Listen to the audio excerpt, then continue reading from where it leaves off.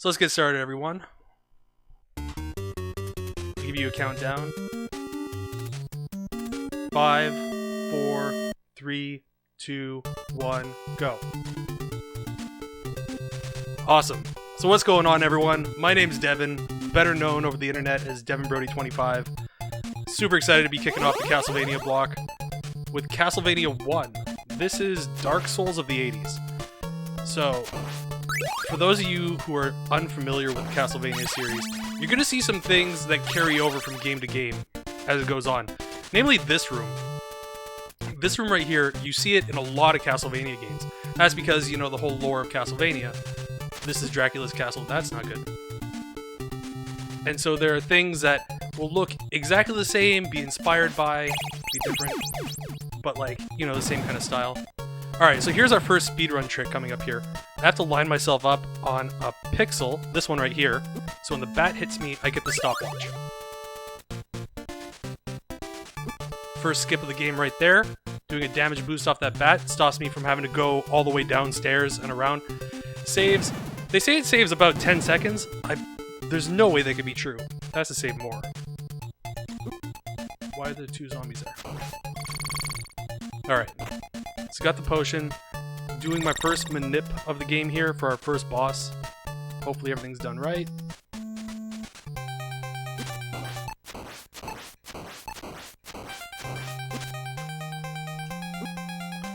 Come on, bat. Don't do me dirty like this. Alright, that was our first boss.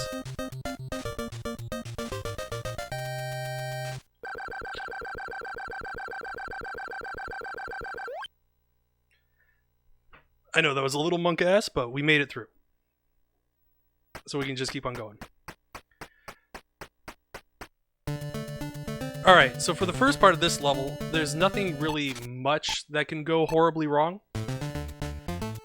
So while I'm doing this and going around, I just really want to take a second to thank everyone for having me at this event.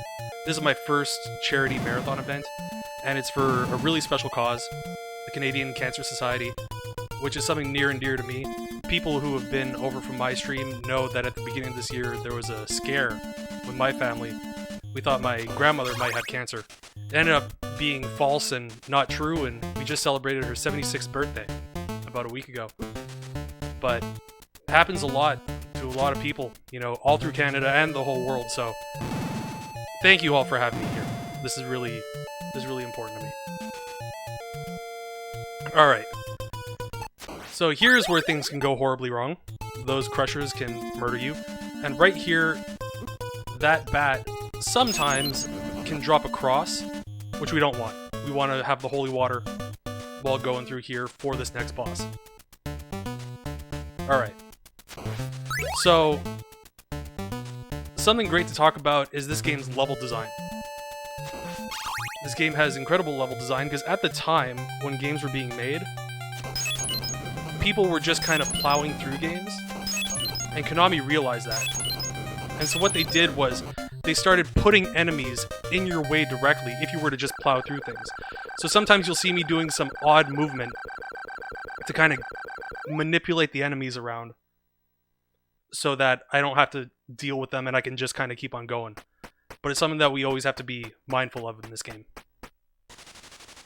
Alright, here's level 3. Starting off. This is where the game can start getting pretty scary. Alright, damage boost to kind of skip this whole mess. Ooh, don't hit me, thank you. I almost walked off that platform. Alright, here are birds. I hate birds. Most Castlevania 1 runners hate birds because these things are completely random. There's no real good way to manipulate their movement and get them out of the way. But we were able to get through without much to talk about there. Alright. Now we got another skeleton over here that is being nice and moving out of my way. Thank you very much. Alright. Here. We got a boost coming up. Ooh, that one's scary.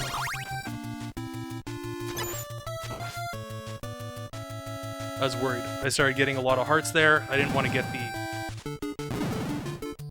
the long whip. Don't want that quite yet. So I gotta start burning some hearts here. Hearts, for those of you who aren't familiar with Castlevania games, hearts aren't life in this series. They're ammo. So when you pick up hearts, you think you might be picking up health. Nope. They're just ammo for your sub-weapons. There we go, got a double. So what the double allows us to do is it allows me now to use 2 of my sub-weapon at a time. Of course, I'm gonna get a weird pattern. Alright, mummies didn't give me too much of a problem. This game registers critical damage in very odd ways. What happened with those mummies there is when they cross over onto each other, so when they're overlapping on each other, every frame that they get hit by the cross, they take damage while they're on top of each other. There's a few things like that where just damage is registered very strangely. Alright, I got a setup here.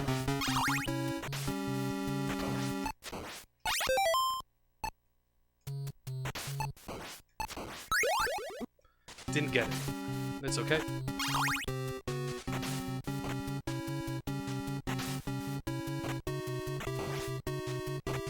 Alright, sorry I went quiet there for a second. So, there's a setup that we can do to skip kind of this.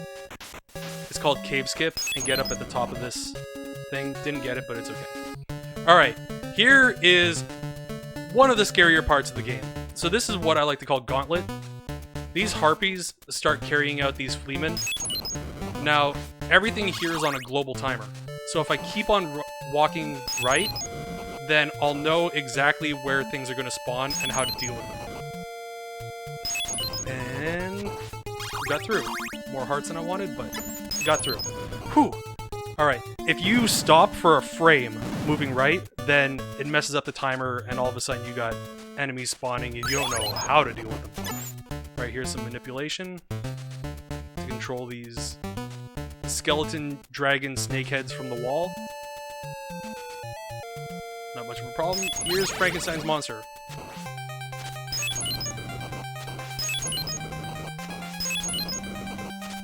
Bye, Frankenstein's monster.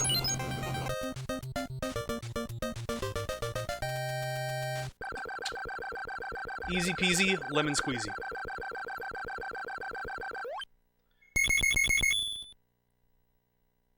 Alright, so now we're going into the second to last level in the game. This is when the difficulty really starts getting amped up here. So everything that hits you does a quarter of your life in damage. So this is where we really have to start being very careful of the things that we do. And the damage that we take. Ooh, that's not good. Something dropped the dagger. I need holy water. It's okay, there's one right there. Backup strats. Oh no, dagger. I got the chat open for you guys, but I'm sure that there's a delay here. So I'll try to keep an eye on you guys and what you guys are saying, but forgive me if I'm far behind. Alright.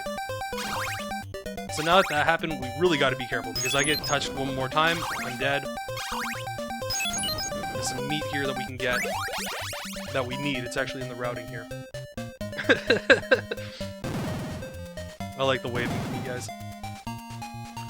Alright, here's another damage boost, because I don't want to deal with any of this that's going on here.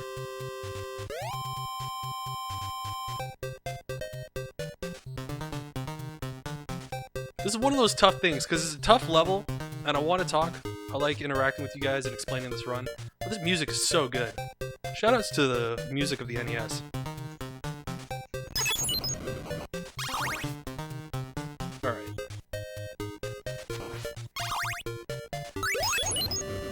Double. Now I can stun lock these guys with holy water. Get a triple. That's exactly what I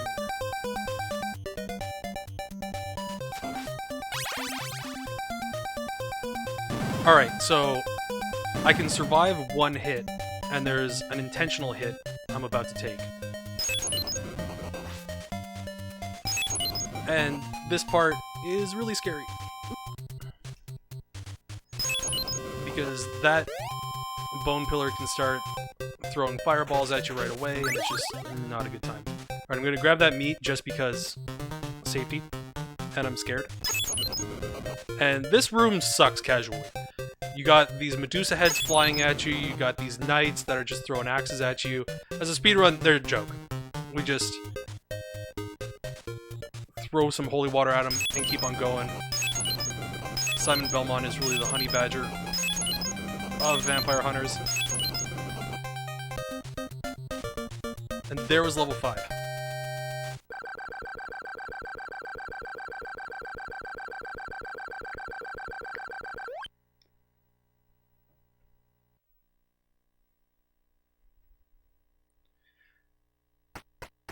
Alright guys, last level of the game.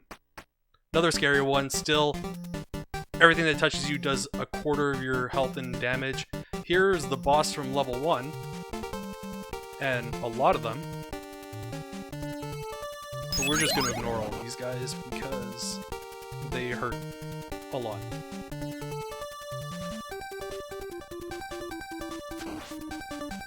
Alright, grabbing these hearts. And through this door. Take a boost off of that skeleton. And here we got another one we gotta take a boost off of. Get rid of that one there. Gonna pick up some meat in this wall, some mysterious hidden wall dungeon chicken that restores your life.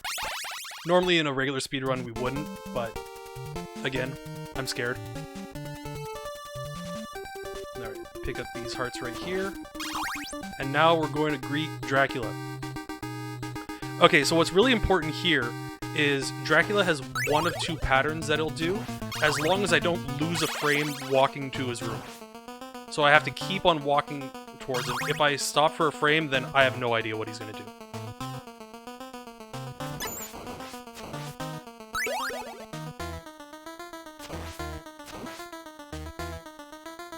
Alright. Get the holy water in the triple.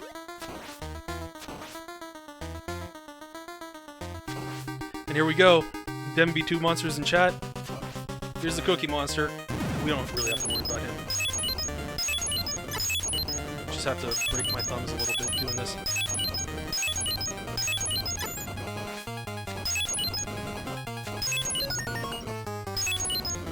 And time!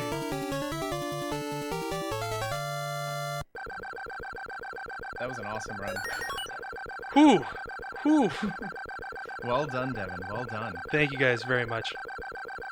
Thank you. And thanks again for kicking off the Castlevania block. One of many Castlevania games. Best to start it with the first. Yep, The original. starting right at the beginning. Next we got, I believe it's Freeland coming up with Castlevania 3. That's going to be a lot of fun. And yeah, thank you guys so much for having me and sticking around with my run here. I really appreciate it. I'm going to start hanging out in the chat and watch the rest of the Castlevania block with you all. So yeah, just thank you everyone. Perfect.